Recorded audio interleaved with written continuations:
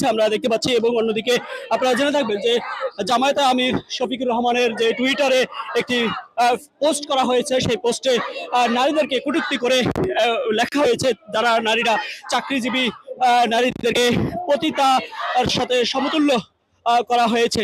এবং তার প্রতিবাদী কিন্তু আমরা দেখছি যে বিক্ষোভ মিছিল বের করছে ছাত্র দলের পক্ষ থেকে। মধুর ক্যান্টিন থেকে মিছিলটি বের হয়ে আমরা দেখছি ঢাকা বিশ্ববিদ্যালয়ের রাজু ভাস্কর্য প্রদক্ষিণ করে আবারও মধুর ক্যান্টিনের দিকে মিছিলটি যাচ্ছে এই মুহূর্তে।